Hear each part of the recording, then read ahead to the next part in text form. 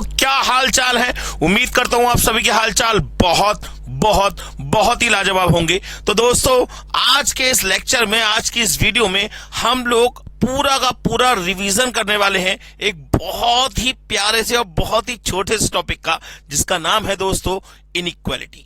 Inequality एक बहुत अच्छा टॉपिक है और पेपर में आपको इस टॉपिक में से 2 से 3 क्वेश्चन जरूर मिलने वाले हैं। 2 क्वेश्चन तो आप अप्रोक्सीमेट मानिएगा कि आपको पेपर में से मिलेंगे। वो 2 क्वेश्चन कौन कौन से होंगे दोस्तों, वो इस लेक्चर के अंदर कवर होने वाले हैं। चाहे इनइक्वालिटी का कोई भी क्वेश्चन पेपर में आएगा, आपको 100% गारंटी लिख के दे सकता हूं कि जितना मैं पढ़ाऊंगा उसके बाहर कुछ नहीं आने वाला। तो दोस्तों, लेक्चर को फर्स्ट से लेके, माने कहते हैं ना, पहले मिनट से लेके लास्ट मिनट तक पूरा देखिएगा ताकि आपका कोई भी कॉन्सेप्ट छूट ना जाए। तो दोस्तों, सबसे पहले स्टार्ट करते हैं इनइक्वालिटी के बारे में। आइए दोस्तों, डिस्कशन करते हैं कि इनइक्वालिटी होता क्या है। अगर मैं बात करूं इनइक्वालिटी की, तो इनइक्वालिटी का मतलब, भाई इनइक्वालिटी का मतलब कोई भी चीज जो परफेक्ट इक्वालिटी की फॉर्म में है उसे तो कहते हैं इक्वेशन, और कोई भी चीज जो परफेक्ट इक्वालिटी की फॉर्म में नहीं है उसे बोलते हैं इनइक्वालिटी। मतलब अगर हम बात करें इक्वेशन की डेफिनेशन की, तो इक्वेशन की डेफिनेशन होती है mathematical relationship between variables and constant which is in the form of perfect equality is known as equation. तो इनइक्वालिटी की डेफिनेशन क्या होगी? A mathematical relationship between variables and constant which is not in the form of perfect equality, that is known as inequality. तो note कर लेते हैं पहले इसको। A mathematical relationship, a mathematical relationship between variables and constant, between variables and constants which is not in form of perfect equality is known as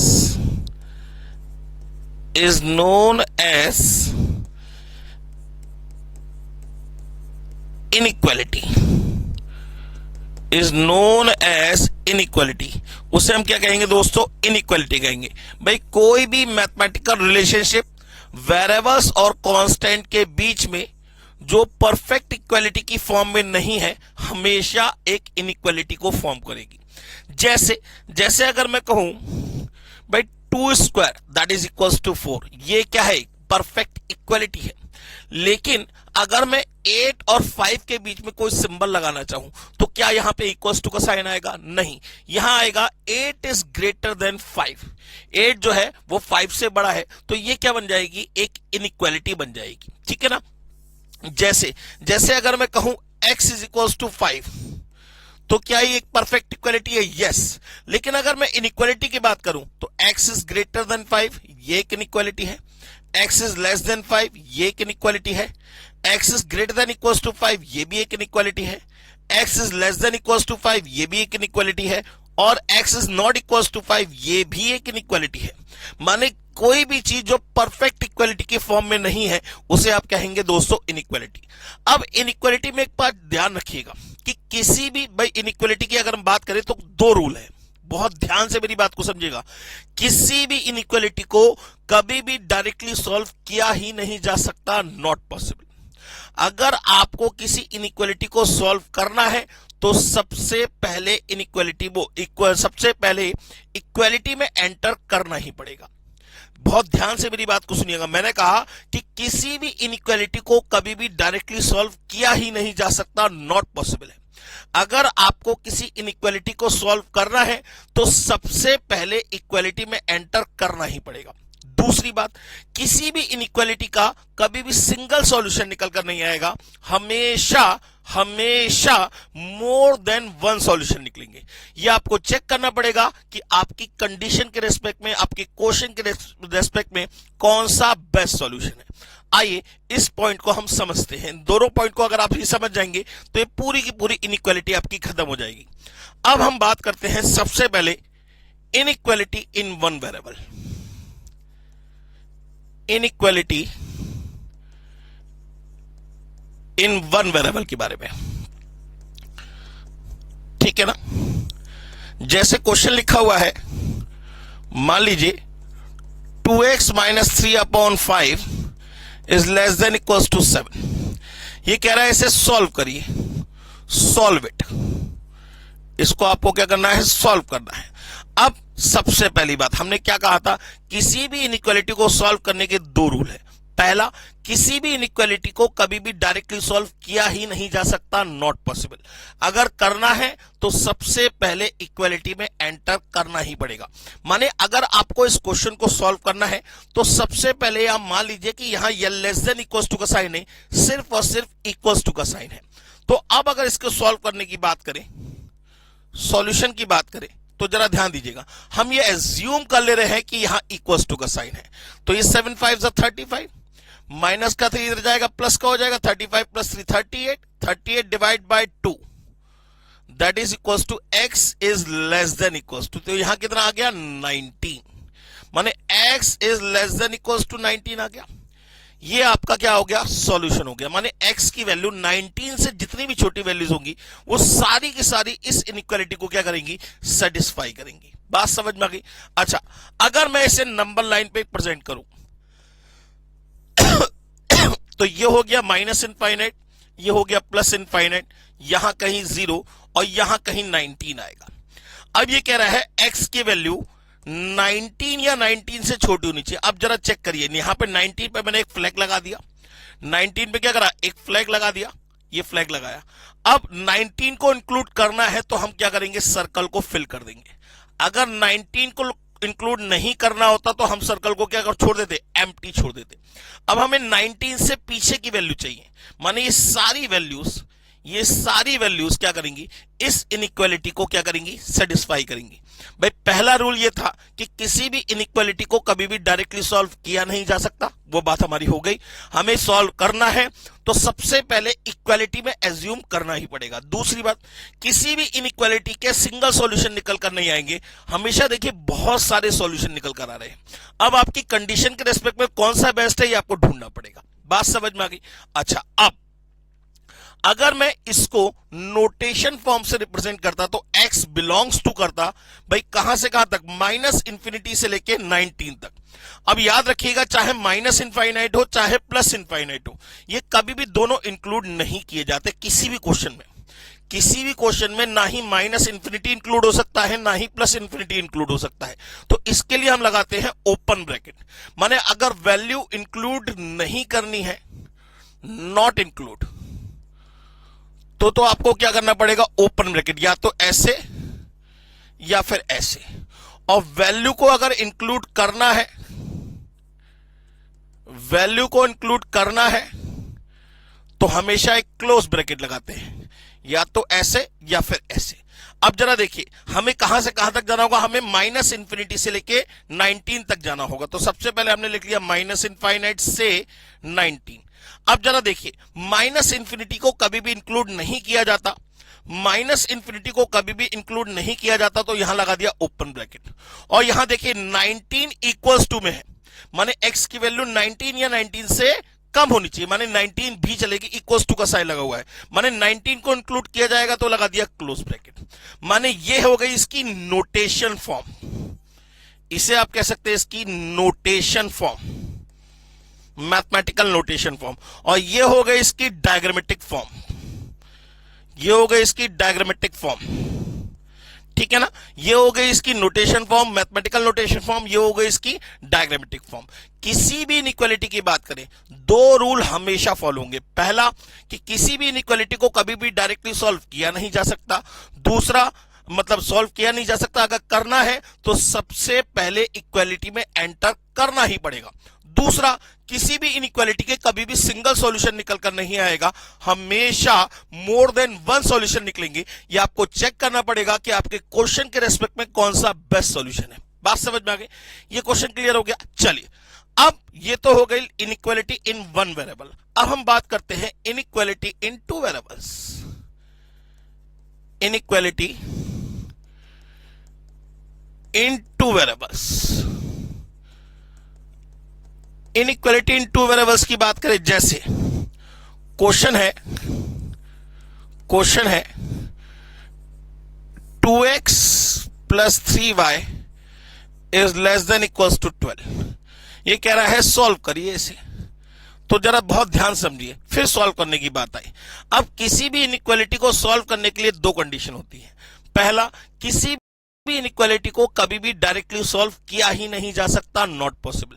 करना है तो पहले सबसे पहले इक्वालिटी में एंटर करना ही पड़ेगा। माने अगर हम इसकी बात करें तो सबसे पहले हम इसे इक्वल्स टू मान के इसका एक ग्राफ बनाएंगे। क्यों बनाएंगे? क्योंकि दो वेरिएबल्स हैं। जब दो वेरिएबल्स है तो हमें कम से कम दो एक्सिस तो चाहिए। एक सिंगल नंबर लाइन से तो काम नहीं चलेगा। एक एक्स के लिए होगी तो दूसरी वाई के लिए होगी। बात समझ में आ गई? तो सॉल्यूशन में अगर हम बात करें इसकी, तो सबसे पहले हम एज्यूम टू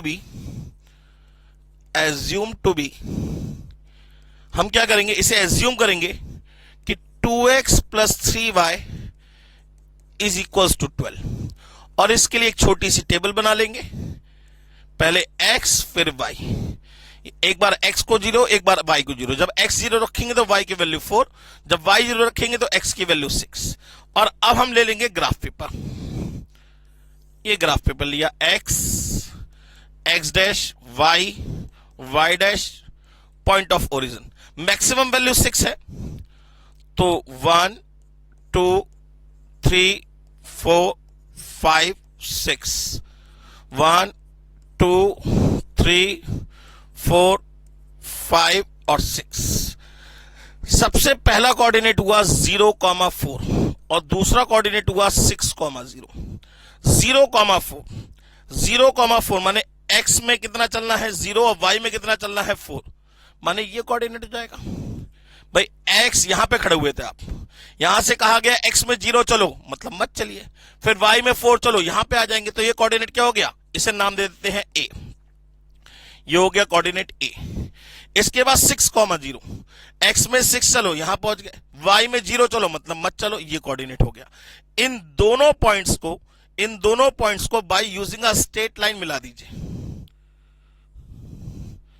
इन दोनों पॉइंट्स को by using a straight line मिला दीजिए। तो ये जो लाइन बन के आई आपके सामने, इसे कहेंगे 2x plus 3y equals to 12 की लाइन। माने अगर आप इस लाइन पे चलेंगे तो 2x plus 3y equals to 12 पे चल रहे हैं। इस लाइन से ऊपर की डायरेक्शन में जाएंगे, माने ये वाला एरिया, ये सारा एरिया, इस लाइन से ऊपर की डायरेक्शन में जाएंगे आप, ये सारा एरिया, इस लाइन के ऊपर की डायरेक्शन में जाएंगे, तो यहां जो एरिया है ये है 2x plus 3y is greater than equals to 12 की line. 2x plus 3y is greater than equals to 12 की लाइन। और अगर आप इस लाइन से नीचे की डायरेक्शन में जाएंगे, इस लाइन से नीचे की डायरेक्शन में जाएंगे, ये पूरा एरिया, ठीक है ना। तो इस लाइन की जो इक्वेशन होगी, इस लाइन का जो एरिया होगा, ये एरिया किसको कवर करेगा, ये कवर करेगा 2x plus 3y is less than equals to 12। 2x plus 3y is less than equals to 12, माने अगर इस लाइन पे चलेंगे तो 2x plus 3y equals to 12। इस लाइन से ऊपर जाएंगे तो 2x plus 3y is greater than equals to 12। इस लाइन से नीचे आएंगे तो 2x plus 3y is less than equals to 12। अब आप कह रहे हैं सर इक्वल्स टू ना होता तो ये लाइन डॉटेड होती, माने इस लाइन को इंक्लूड करेंगे तो डार्क लाइन बनेगी, लाइन को इंक्लूड नहीं करना है तो डॉटेड लाइन बनेगी। बात समझ में आ गई? ये हो गई आपके लिए टू वेरिएबल्स के लिए। अच्छा, अब इसमें एक कंडीशन और भी होती है। क्या? अगर कोई लाइन, बहुत ध्यान समझिएगा, इसमें एक पेपर और चाहिए होगा मुझे, कुछ है जगह खाली, चलिए इसे खाली कर लेते हैं। हाँ, अगर कोई लाइन कुछ इस तरीके से हो, है x डैश y डैश और पॉइंट ऑफ ओरिजिन। अगर कोई लाइन कुछ इस तरीके से है जो फर्स्ट और थर्ड क्वाड्रेंट के बीच में प्लॉटेड है, जो फर्स्ट और थर्ड क्वाड्रेंट के बीच में प्लॉटेड है। अगर मैं इस क्वाड्रेंट की नाम दूं तो ये फर्स्ट क्वाड्रेंट है, ये सेकंड क्वाड्रेंट है, ये थर्ड क्वाड्रेंट है और ये फोर्थ क्वाड्रेंट है। फर्स्ट क्वाड्रेंट में जरा देखिए, अगर आप इस क्वाड्रेंट में जाना चाहते हैं तो यहां एक्स भी पॉजिटिव होगा और वाई भी पॉजिटिव होगा, पॉजिटिव पॉजिटिव। अगर आप इस क्वाड्रेंट में जाना चाहते हैं तो देखिए एक्स की नेगेटिव डायरेक्शन में मूव करेंगे, वाई की पॉजिटिव डायरेक्शन में मूव करेंगे, माने नेगेटिव कॉमा पॉजिटिव। अगर आप थर्ड क्वाड्रेंट में जाएंगे तो एक्स भी नेगेटिव और वाई भी नेगेटिव, नेगेटिव कॉमा नेगेटिव। अगर आप फोर्थ क्वाड्रेंट में जाएंगे तो एक्स भी पॉजिटिव लेकिन वाई क्या होगा, नेगेटिव, तो पॉजिटिव कॉमा नेगेटिव। अब ये कहते हैं कि अगर कोई लाइन फर्स्ट और थर्ड क्वाड्रेंट के बीच में प्लॉटेड है, अगर कोई लाइन फर्स्ट और थर्ड क्वाड्रेंट के बीच में प्लॉटेड है, चाहे वो ओरिजिन से पास हो, चाहे वो फोर्थ क्वाड्रेंट से पास हो, चाहे वो सेकंड क्वाड्रेंट से पास हो, हमें इस बात से कोई मतलब नहीं, ठीक है ना। मतलब अगर आप इस लाइन पे चलेंगे तो इक्वल्स टू, लेकिन अगर इस लाइन से ऊपर की डायरेक्शन में जाएंगे, ये इस लाइन से ऊपर की डायरेक्शन में जाएंगे, ये वाला एरिया, तो ये किसको रिप्रेजेंट करेगा, ऊपर जाने का मतलब क्या होता है वैसे तो ग्रेटर देन इक्वल्स टू, लेकिन ये लाइन जो है ये फर्स्ट और थर्ड के बीच में प्लॉटेड है। या तो ये कहें कि ये प्लस प्लस से माइनस माइनस में आ रही है, या फिर ये कहें कि माइनस माइनस से प्लस प्लस में जा रही है, तो कंडीशन क्या हो जाती है, ओए हो जाती है, ओए का मतलब उल्टी हो जाएगी, ठीक है ना। तो माने ये वाला एरिया कौन सा होगा, लेस देन इक्वल्स टू को होगा, ये वाला एरिया कौन सा होगा, लेस देन इक्वल्स टू का होगा, और ये वाला एरिया कौन सा होगा, ये वाला एरिया कौन सा होगा, ये वाला एरिया होगा ग्रेटर देन इक्वल्स टू का, ठीक है ना। माने अगर कोई लाइन फर्स्ट और थर्ड क्वाड्रेंट के बीच में प्लॉटेड है तो कंडीशन जस्ट अपोजिट हो जाती है। वैसे तो ऊपर जाने के लिए ग्रेटर देन इक्वल्स टू, नीचे जाने के लिए लेस देन इक्वल्स टू, लेकिन अगर कोई लाइन फर्स्ट और थर्ड क्वाड्रेंट के बीच में प्लॉटेड है, चाहे वो फोर्थ से पास हो, चाहे वो सेकंड से पास हो, चाहे वो ओरिजिन से पास हो, कंडीशन को अपोजिट कर दीजिए। ऐसा इसलिए होता है बेटा जी, अगर हम बात करें 5 और 8 में कौन बड़ा है, तो सर 8 इज ग्रेटर देन 5, लेकिन अगर मैं माइनस साइन से मल्टीप्लाई कर दूं, -5 और -8, तो इसमें कौन बड़ा है, सर इसमें -5 बड़ा है। तो अगर कोई लाइन प्लस प्लस से माइनस माइनस में जा रही है या माइनस माइनस से प्लस प्लस में जा रही है, तो आप क्या करते हो, कंडीशन को अपोजिट कर देते हो, तो यहां पे भी कंडीशन क्या हो जाएगी, अपोजिट हो जाएगी। इसे आप कह सकते हैं नियर टू द ओरिजिन या अवे फ्रॉम द ओरिजिन, हमें कोई करने की जरूरत नहीं है। बात समझ में आ गई दोस्तों। चलिए अब हम सीधे सीधे क्वेश्चंस की तरफ बढ़ते हैं। अब जैसे ये एक डायग्राम है, देखिए ये x plus y equals to 5 की लाइन, माने अगर आप इस लाइन पे चल रहे हैं, तो x plus y equals to 5 पे चल रहे हैं। अगर आप इस लाइन से ऊपर की डायरेक्शन में, ये वाले डायरेक्शन की बात करें, ये तो ये हो जाएगा x plus y is greater than equals to 5, और नीचे वाले डायरेक्शन की बात करें, तो ये हो जाएगा x plus y is less than equals to 5। बात समझ में आ गई, क्लियर हो गई बात। चलिए बिल्कुल सेम वे में ऐसे ये लाइन है, ये लाइन किसकी, अगर इस लाइन पे चल रहे हैं तो 2x plus 3y equals to 12। अगर इस लाइन से ऊपर की डायरेक्शन में जाएंगे, ये वाली डायरेक्शन में, अगर आप इस लाइन से ऊपर की डायरेक्शन में जाएंगे, इसका मतलब आप 2x plus 3y is greater than equals to 12 में चल रहे हैं। और अगर आप इस लाइन के नीचे वाली डायरेक्शन में आएंगे, ये वाली लाइन, ये वाला एरिया, तो इसका मतलब आप 2x plus 3y is less than equals to 12 में चल रहे हैं। बात समझ में आ गई, क्लियर हो गई बात, समझ में आ गया ना। चलिए अब आगे बढ़ते हैं सर। अब क्वेश्चन कह रहा है the inequalities x is less then 0, x is less then 0 का मतलब x is negative, y is greater than 0 माने y इज पॉजिटिव। अब ये बताइए x नेगेटिव हो और y पॉजिटिव हो, अब हमें तो याद नहीं भाई कहां पे कौन सा क्वाड्रेंट में क्या होता था, हमने एक क्वाड्रेंट खींच लिया ऐसा। अब ये पता हमें x की ये पॉजिटिव डायरेक्शन होती है और ये x डैश माने ये नेगेटिव डायरेक्शन होती है, y की ये पॉजिटिव डायरेक्शन होती है और y डैश का मतलब ये y की नेगेटिव डायरेक्शन होती है। हमें जाना है x में नेगेटिव माने इसमें, फिर y में पॉजिटिव माने ऊपर, माने इस क्वाड्रेंट में आ गया। ये कौन सा क्वाड्रेंट है, ये सेकंड क्वाड्रेंट है। ये कौन सा क्वाड्रेंट है, सेकंड क्वाड्रेंट है। तो आंसर क्या हो जाएगा, बी। आंसर क्या हो जाएगा, बी। अच्छा अब next question, -6s is less then -18, तो पूछ रहा है बताइए, सॉल्व करके बताइए। आप सबसे पहले ध्यान दीजिए दोनों तरफ माइनस साइन है, आप माइनस साइन को डायरेक्ट कैंसिल नहीं कर सकते। आप चाहकर भी माइनस साइन को कैंसिल नहीं कर सकते, ये बात अच्छी तरह समझ लीजिए। तो हम क्या करेंगे, माइनस साइन से मल्टीप्लाई करेंगे, तो ये हो जाएगा 6x इज ग्रेटर देन 18। जैसे ही आप माइनस साइन से मल्टीप्लाई करते हैं तो जो लेस देन का साइन है वो ग्रेटर देन में चेंज हो जाएगा, जो ग्रेटर देन का साइन है वो लेस देन में चेंज हो जाएगा। तो x इज ग्रेटर देन कितना हो जाएगा, 3। x इज ग्रेटर देन कितना हो जाएगा, 3। आंसर कौन सा हो जाएगा, बी।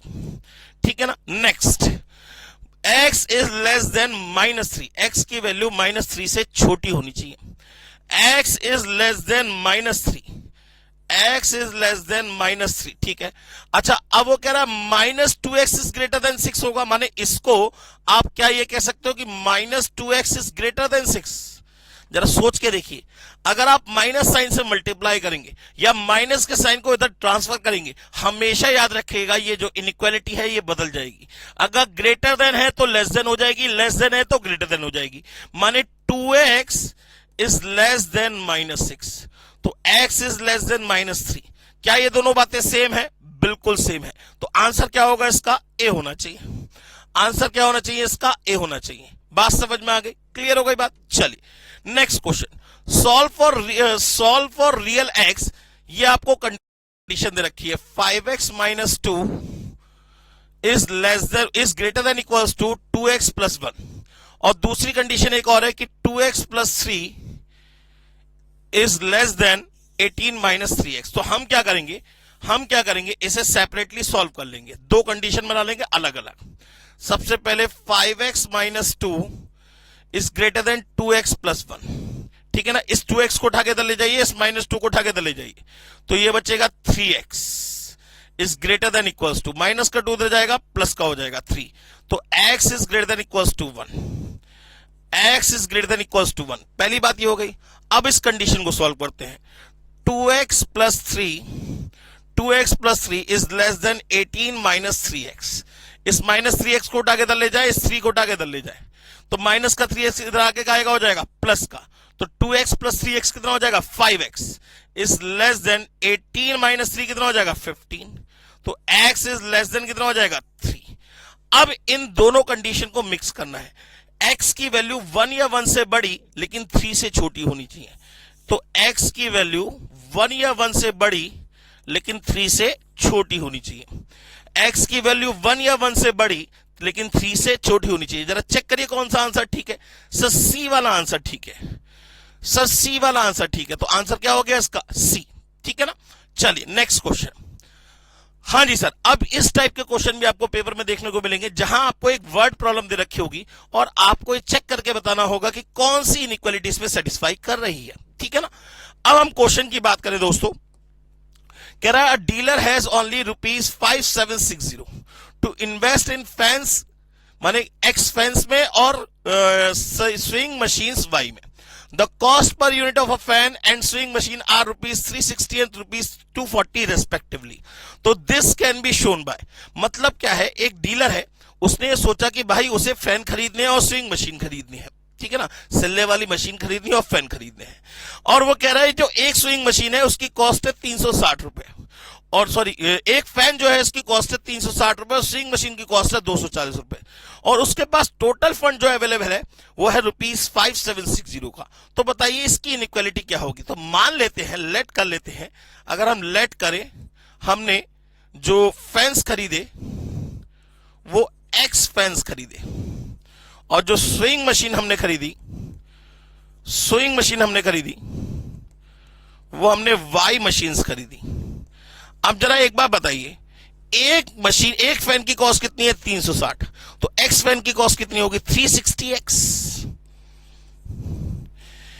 एक मशीन की कॉस्ट कितनी है 240, तो वाई मशीन की कॉस्ट कितनी होगी 240y। टोटल फंड ये हो गया। ये टोटल फंड कितना होना चाहिए, मैक्स टू मैक्स कितना होगा 5760, माने इन दोनों का सम हमेशा लेस देन इक्वल्स टू 5760 आएगा, हमेशा लेस देन इक्वल्स टू 5760 आएगा। तो आंसर कौन सा हो गया, बी हो गया।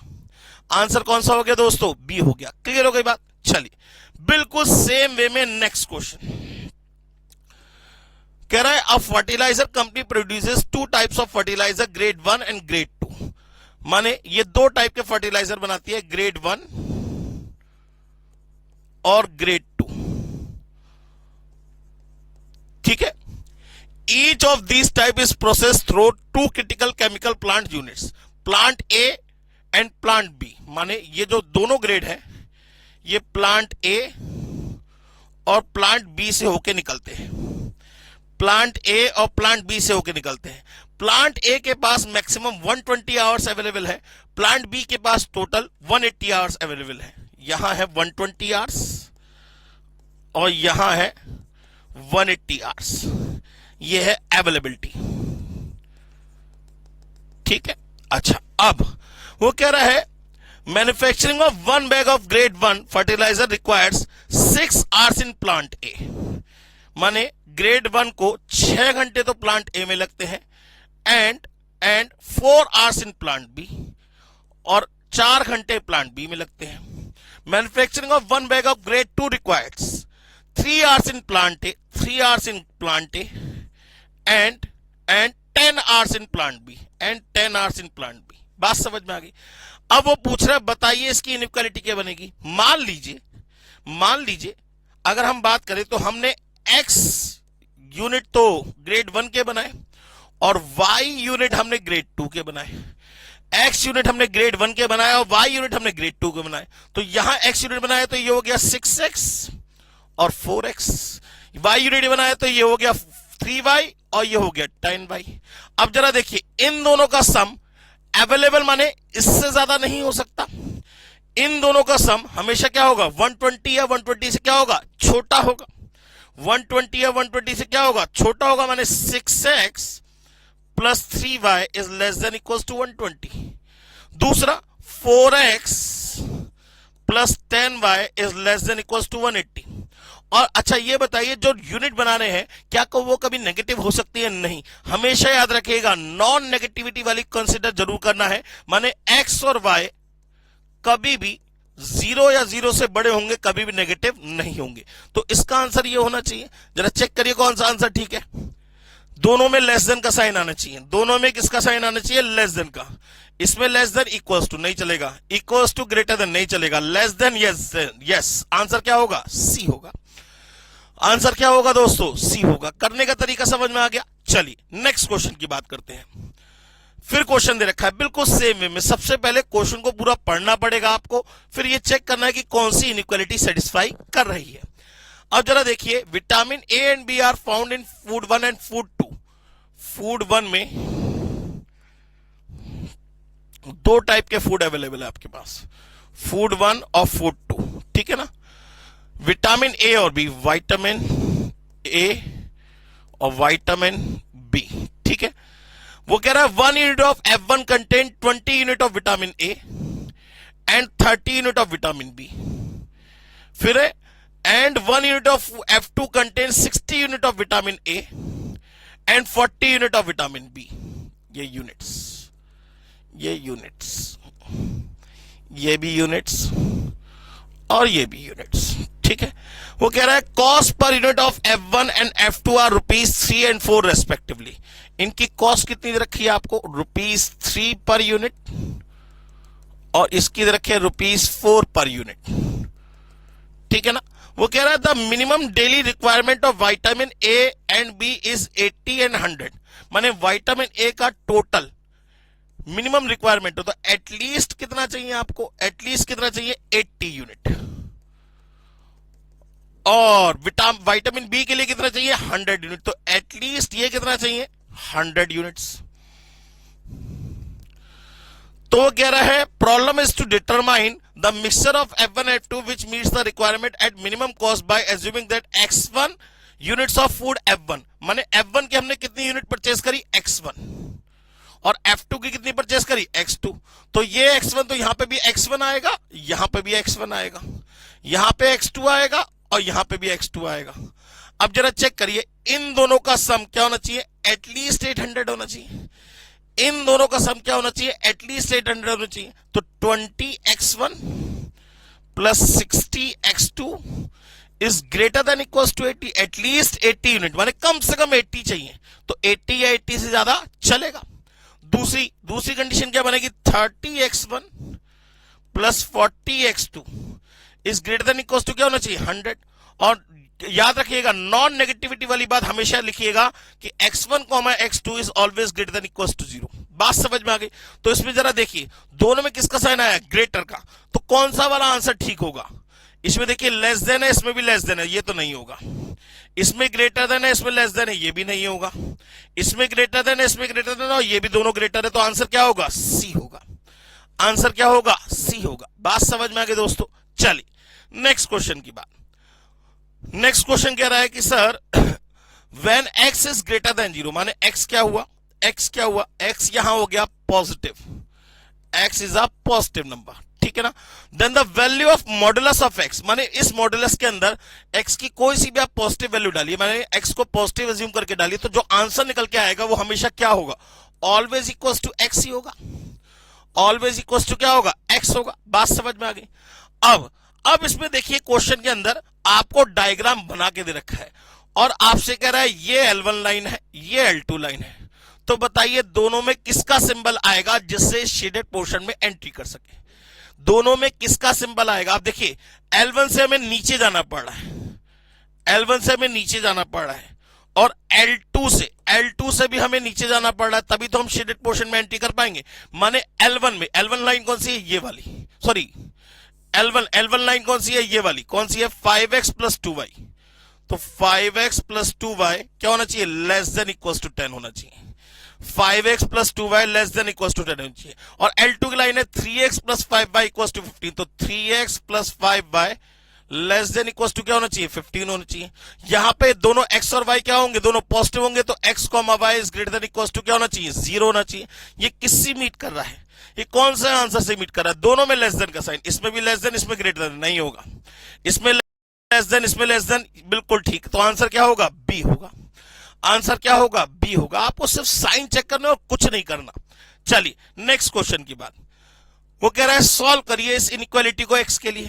तो जरा ध्यान दीजिए, यहां दो इनइक्वालिटी मिक्स दे रखी है, यहां दोनों इक्वालिटी क्या रखी है, मिक्स दे रखी है।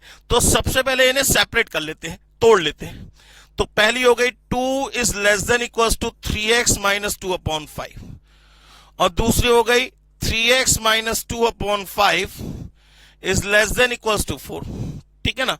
अब जरा ध्यान दीजिए, क्रॉस मल्टीप्लाई करेंगे, 10 less than equal to 3x minus 2, ये माइनस का 2 उधर जाएगा, प्लस का हो जाएगा 12 less than equal to 3x। x is greater than equal to कितना आ जाएगा, 4। पहला आंसर तो ये आ गया। अब इधर आ जाइए, 5 4 जा 20, तो 3x minus 2 is less than equal to 20। 3x is less than equal to 22, x is less than equal to 22/3, x is less than equal to 22/3। अब अगर आप इन दोनों को मिक्स करें तो x is greater than equal to 4 but less than equal to 22/3, x is greater than equal to 4 but less than equal to 22/3। अब जरा ध्यान दीजिए, यहां दे रखा है कि x belongs to natural number. n का मतलब क्या हुआ, x किसको बिलोंग कर रहा है, नेचुरल नंबर को बिलोंग कर रहा है। अब 22/3 का मतलब हो गया 7 पॉइंट समथिंग। तो x की वैल्यू 4 या 4 से बड़ी लेकिन 7 पॉइंट समथिंग से छोटी होनी चाहिए। तो कौन कौन सी वैल्यूज आएंगी, नेचुरल नंबर की बात कर रहा हूं, कौन कौन सी वैल्यूज आएंगी। एक तो आएगा 4, एक आएगा 5, एक आएगा 6, एक आएगा 7। क्लोज। तो आंसर क्या हो जाएगा, 4 5 6 7। आंसर क्या हो जाएगा, 4 5 6 7। जरा कौन सा आंसर हुआ सर, नन ऑफ दीज। 4 5 6 7 का मतलब आंसर क्या हुआ, नन ऑफ दीज। क्योंकि यहां पे इसमें देखिए 5 से स्टार्ट हो रहा है, 5 6 7, 4 नहीं आया। इसमें 3 4 5 6 गलत है, 4 5 6 ये भी गलत है। तो आंसर क्या होगा, नन ऑफ दीज होगा। बात समझ में आ गई या नहीं है, क्लियर हो गई बात। अगर हम इसे सेट्स की फॉर्म में लिखते तो यहां लिखते x बिलोंग्स टू, अगर ये नेचुरल नंबर वाली कंडीशन नहीं होती तो हम सीधे लिखते x बिलोंग्स टू, x की वैल्यू 4 से लेके 22/3 तक। अब देखिए जरा, 4 भी इंक्लूड हो रहा है तो क्लोज ब्रैकेट, और 22/3 भी इंक्लूड हो रहा है तो क्लोज ब्रैकेट। तो आप इसे नोटेशन फॉर्म में इस तरीके से भी रिप्रेजेंट कर सकते थे। चलिए नेक्स्ट क्वेश्चन की बात। हाँ जी सर, अब ये कह रहा है the common region shade represented by the following equalities is इतना, x1 plus x2 is less than 4 and 2x1 minus x2 is greater than 6। अब जरा ध्यान ध्यान दीजिए, एक में तो है less than equals less than और एक में है ग्रेटर देन। तो सबसे पहले L1 कौन सी है? L1 है सर ये वाली L1 लाइन है, ये वाली लाइन L1 है, ठीक है ना। अब इसमें जाना है नीचे, माने ये वाला नीचे वाला एरिया, और ये वाली लाइन है L2, ये वाली लाइन है L2, ये वाली लाइन L2 है, ये वाली लाइन L2 है, ठीक है ना। अब देखिएगा जरा, L1 में जाना है नीचे और L2 में जाना है ऊपर, तो शेडेड पोर्शन कौन सा आएगा? तो सर शेडेड पोर्शन आएगा ये वाला। तो जरा चेक करिए शेडेड पोर्शन कौन सा आएगा? ये वाला। L1 में नीचे, L2 में ऊपर, तो यही वाला शेडेड पोर्शन आएगा, ठीक है ना। तो कौन सा एरिया हो गया? Triangle ABE। कौन सा ट्रायंगल हो गया? ABE, triangle ABE, D is the answer. तो इसका कॉमन शेडेड पोर्शन कौन सा हो गया? ट्रायंगल। भाई देखिए ना, L1 में जाना है नीचे और L2 में जाना है ऊपर, तो कॉमन शेडेड ये वाला ग्रीन वाला पार्ट हुआ। ये कौन से ट्रायंगल को कवर कर रहा है? ABE को कवर कर रहा है, तो आंसर क्या होगा? ABE। बात समझ में आ गई दोस्तों? चलिए नेक्स्ट क्वेश्चन कह रहा है the solution set of the line in equation x + 2 is greater than 0 and 2x - 6 is greater than 0। सबसे पहले इसकी इनइक्वालिटी को कवर कर लेते हैं। x + 2 is greater than 0 and 2x - 6 is greater than 0। तो x is greater than -2, x is greater than -2, और यहां हो जाएगा 2x is greater than 6, x is greater than 3। अब जरा ध्यान दीजिए, x की वैल्यू -2 से बड़ी और 3 से भी बड़ी होनी चाहिए। माने एक तरफ अगर आप कहेंगे तो ये -इनफाइनाइट, ये इनफाइनाइट, ये 0, ये -2 यहां कहीं होगा। -2 से बड़ी, -2 से बड़ी का मतलब ये वाला एरिया होगा, ये वाला, ठीक। और इधर ये नंबर लाइन -इनफाइनाइट, ये इनफाइनाइट, ये 0, 3 यहां कहीं होगा। ये फ्लैग लगा दिया। x की वैल्यू 3 से बड़ी, माने ये वाला एरिया। तो जरा ये बताइए इसमें कॉमन एरिया कौन सा है? यहां कहीं अगर मैं 3 प्लॉट कर दूं, यहां कहीं अगर मैं 3 प्लॉट कर दूं, तो जरा देखिए कॉमन एरिया कौन सा होगा? ये वाला एरिया होगा, ये वाला जो इन दोनों में इंक्लूड हो रहा है। कौन सा होगा? x की वैल्यू 3 से बड़ी और इनफाइनाइट से छोटी, माने x belongs to 3 to infinity. क्या 3 को इंक्लूड करना है? नहीं करना है, क्योंकि इक्वल्स टू का साइन नहीं लगा है, ओपन ब्रैकेट। इंफिनिटी तो वैसे भी इंक्लूड नहीं होता, तो आंसर क्या हो जाएगा? 3, इनफाइनाइट। आंसर क्या हो जाएगा? 3, इनफाइनाइट, माने आंसर हो गया बी। आंसर क्या होगा? 3, इनफाइनाइट। जरा देखिए ना, दोनों में कॉमन पोर्शन तो यही निकल के आया। बात समझ में आ गई सर? चलिए नेक्स्ट क्वेश्चन। ये कह रहा है the common region by the inequality is this.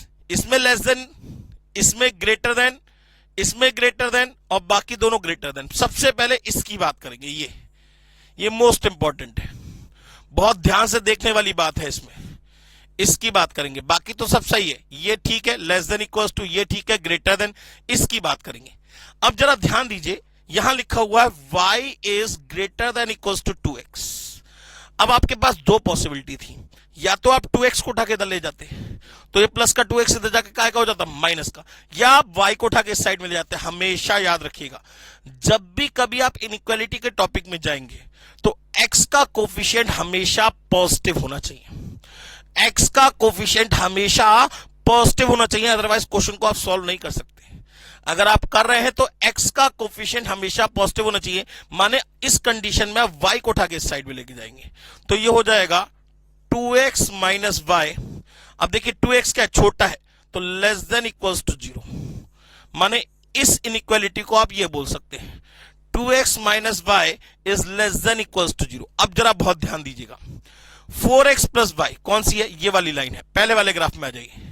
4x plus लिख दे रहा हूं यहां पे, 4x plus 3y is less than equals to 6। क्या ये नीचे वाले एरिया को कवर कर रहा है? यस। अच्छा इसमें आ जाइए, इसमें आ जाइए, तीसरे वाले की बात कर रहा हूं इसकी। तो x इज इक्वल्स टू 3 की लाइन है, ये x इक्वल्स टू 3 की लाइन है। हमें जाना है ग्रेटर में, ग्रेटर में माने इससे आगे वाला एरिया। क्या ये इसके आगे वाले एरिया में कवर करना है? नहीं। अगर इस शेडेड पोर्शन में जाएंगे तो हमें कहां जाना पड़ेगा? लेस देन में जाना पड़ेगा। तो आंसर ए तो नहीं होगा, क्योंकि भाई एक में हम कह रहे हैं लेस देन, चलो लेस देन चले गए। इस वाले में हम कह रहे थे ग्रेटर देन, ग्रेटर देन का मतलब इससे आगे आना चाहिए था हमारा शेडेड पोर्शन, नहीं आ रहा, तो आंसर ए नहीं होगा। अब इस पे आ जाइए, हाँ जी इसमें आ जाइए, ये वाली line 4x plus 3y, 4x plus 3y equals to 4x plus 3y, 4x plus 3y equals to कितना है 60। ये वाली लाइन है 2x minus y is less than equals to 0, और ये वाली लाइन है x इज इक्वल्स टू 3, ठीक है ना, ये इक्वल्स टू 0 की लाइन है। और ये इक्वेशन क्या थी हमारी, ये इक्वेशन थी 2x minus y is less than equals to 0। अब जरा चेक करते हैं, हाँ जी सर, तीनों इक्वल्स टू की लाइन की बात करें, माने इस लाइन पे चलेंगे तो इक्वलिटी, नीचे जाएंगे तो लेस देन, ऊपर जाएंगे तो ग्रेटर देन। हमें कहां जाना था, लेस देन। क्या लेस देन आने पे वो शेडेड पोर्शन में एंट्री कर रहे हैं, यस। इस पे आ जाइए, पहले हम इसको देखेंगे, पहले इसको। अब x is greater than equals to 3, यहां से हम अगर आगे की तरफ जाएंगे तो शेडेड पोर्शन में एंट्री हो जाएगी, यस। अब इसकी बात करें तो इसको हमने पढ़ लिया ये, अब इसमें कहां जाना होगा, लेस देन। अब जरा ध्यान दीजिए, ये जो लाइन है, अगर मैं आगे खींचूं तो ये फर्स्ट और थर्ड के बीच में प्लॉटेड है, ये जो लाइन है ये फर्स्ट और थर्ड के बीच में प्लॉटेड है। माने अगर लेस देन साइन होगा तो ऊपर की तरफ जाएंगे, और ग्रेटर का साइन होता तो नीचे की तरफ जाते। तो अगर हम इस लाइन से नीचे की तरफ जाएंगे तो ग्रेटर का साइन आना चाहिए ना, जबकि इसमें साइन किसका है, लेस का है। इसमें साइन किसका है, लेस का है। माने आंसर बी नहीं होगा, आंसर बी नहीं होगा। अब इस पे आ जाइए, अब जरा देखिए, x में जाना था ग्रेटर, बिल्कुल सही है। यहां पे अगर आप x is greater than equals to 3 पे जाएंगे तो आपको आगे की तरफ जाना पड़ेगा, माने शेडेड पोर्शन में एंट्री हो जाएगी। अगर इसकी बात करें तो ये कौन सी लाइन थी, 4x plus 3y equals to 60 की लाइन थी। हमें कहां जाना था, लेस देन पे जाना था, माने नीचे की तरफ, बिल्कुल सही है, शेडेड पोर्शन में नीचे की तरफ जाएंगे। तीसरी लाइन ये है, इसको हम कह सकते हैं 2x minus y equals to 0 की लाइन। अब अगर देखिए, इसमें ऊपर की तरफ जाएंगे तो किसका साइन आएगा, लेस देन इक्वल्स टू, और नीचे की तरफ जाएंगे तो साइन किसका आएगा, ग्रेटर देन इक्वल्स टू। माने हमें शेडेड पोर्शन में जाना है ऊपर की तरफ, तो क्या आना चाहिए, लेस देन इक्वल्स टू, बिल्कुल सही। आंसर क्या होगा, सी होगा। आंसर क्या होगा, सी होगा। आपको कुछ नहीं करना, कोई प्लॉटिंग करके नहीं देखनी, बात समझ में आ गई दोस्तों। चलिए नेक्स्ट क्वेश्चन की बात, वो कह रहा है when an inequation is multiply और divide by the same negative number inequation dash. अगर कोई इन इक्वेशन को हम किसी एक पर्टिकुलर नंबर से, माइनस के नंबर से मल्टीप्लाई या डिवाइड करें तो क्या फर्क पड़ेगा। जैसे लिखा हुआ है x is less than equals to 6, x is less than 6। अब अगर मैं -2 से मल्टीप्लाई करता हूं तो -2x, और यहां आ जाएगा -12, तो ये साइन क्या हो जाएगा, पलट जाएगा। हमेशा याद रखिएगा, जब आप नेगेटिव नंबर से किसी से मल्टीप्लाई करते हैं इन इक्वेशन में, तो हमेशा इनइक्वालिटी क्या हो जाएगी, चेंज हो जाएगी, डायरेक्शन अपोजिट हो जाएगी। माने इसका आंसर क्या होगा, इसका आंसर क्या होगा, डायरेक्शन क्या हो जाएगी, अपोजिट हो जाएगी, चेंज इन डायरेक्शन। बात समझ में आ गई।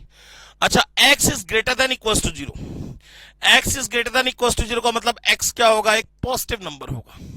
y is greater than equals to 0 माने y भी क्या होगा, एक पॉजिटिव नंबर होगा।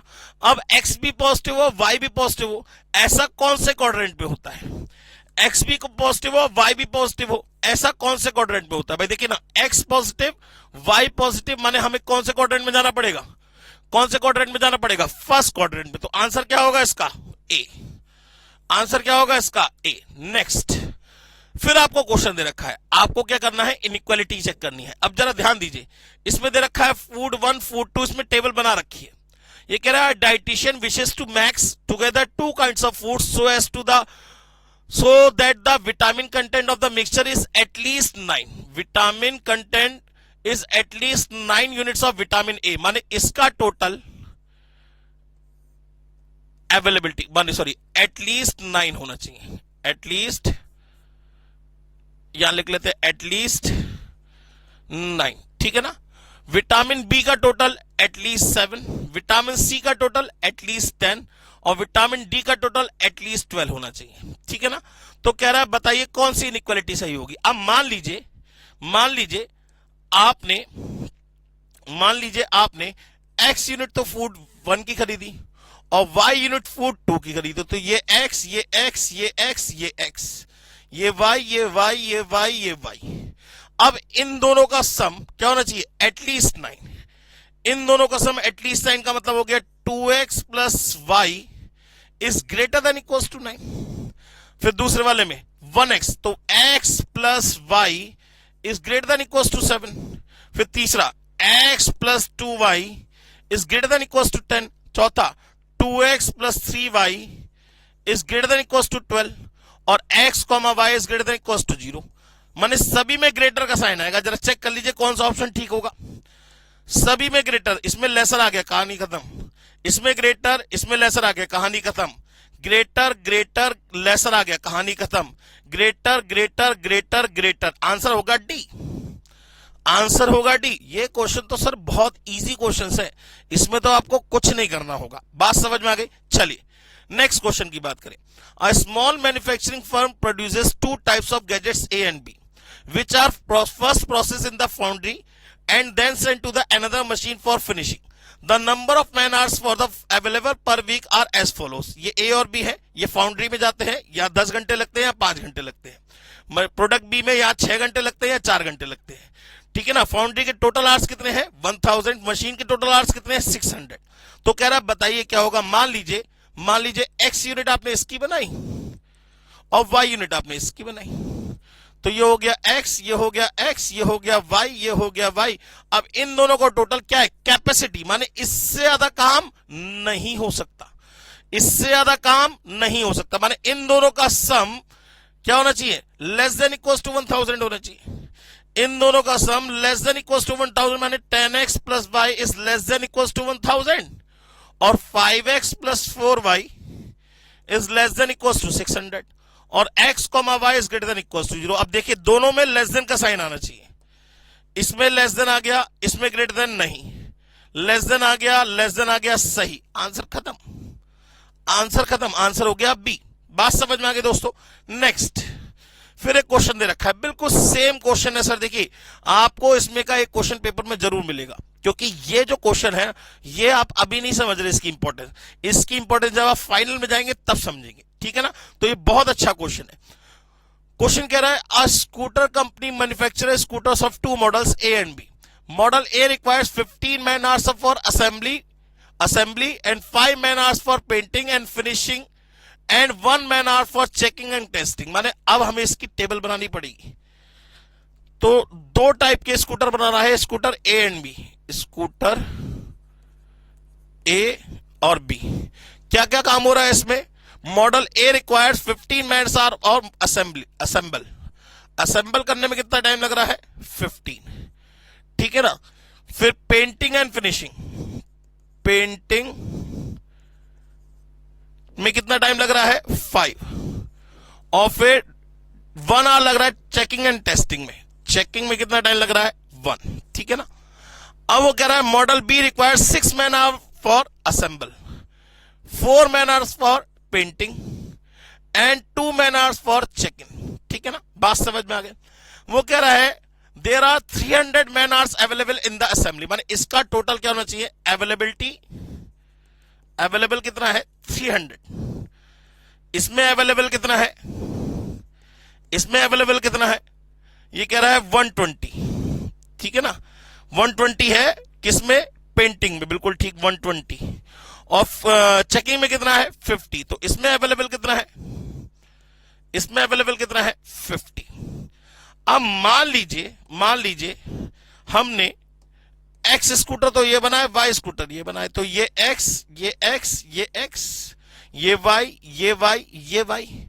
अब इन दोनों का सम क्या होना चाहिए, अवेलेबल 300 है, माने इन दोनों का सम हर हालत में 300 या 300 से छोटा होना चाहिए।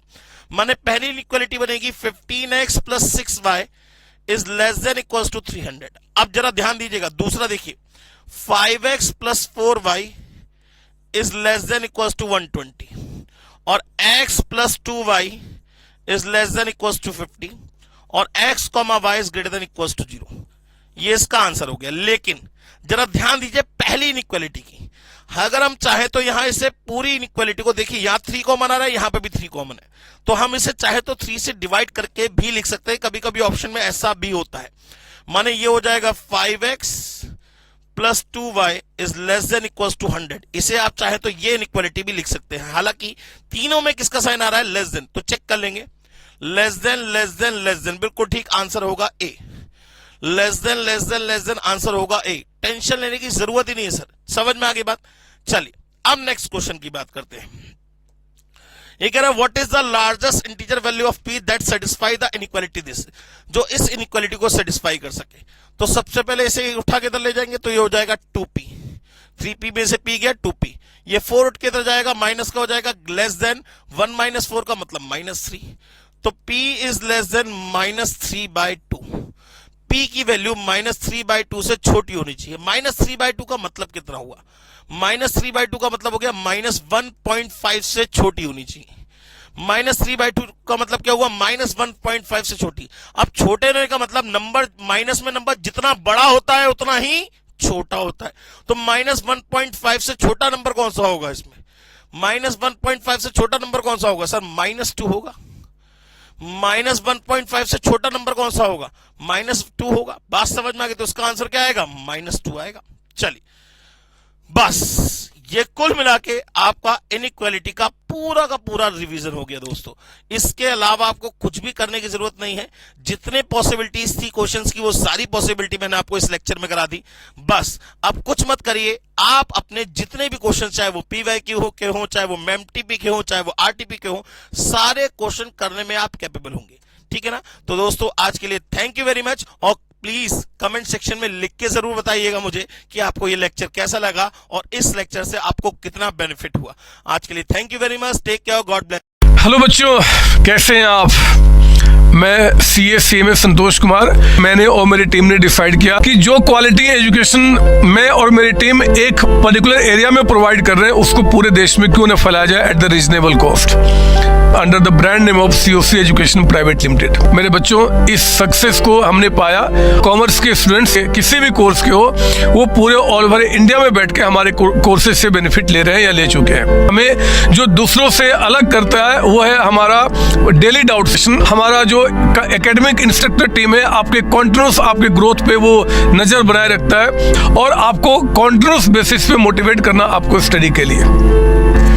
मेरे बच्चों, कुछ रिव्यूज पूरे ऑल ओवर इंडिया से आए हैं, मैं चाहता हूं कि वो आपसे शेयर करूं। This is Komal Mishra of class 11. I am Rishik, preparing for CA Foundation. Hello, my name is Vanshika and I'm doing CA Intermediate. Ayaz from Bihar, student of COC since class 11th and now in foundation. I have purchased my CMA Intermediate from COC Education. Hi everybody, this is Rahul. I am currently pursuing a CMA Finance. मैंने YouTube पर पहली बार तो सिर्फ एक class देखी, उनके पढ़ाने का तरीका मुझे बहुत ही पसंद आया। Very thankful to Santosh sir. He is really a very nice teacher. अगर मैं संतोष सर के टीचिंग स्टाइल के बारे में बात करूँ तो आपको महसूस ही नहीं होगा कि आप वीडियो क्लासेस में बैठो, आप लाइव क्लासेस में बैठो। Santosh sir has cleared all my doubts and he gives a very तगड़ा concept over accountancy. Thanks to COC, my concepts are pretty clear, my doubts get clear right away and I'm even able to score a good mark. ये आप भी हमारे साथ join करें और success के path पे आप भी हमारे साथ अपने सपनों को पूरा करें। थैंक यू बच्चों।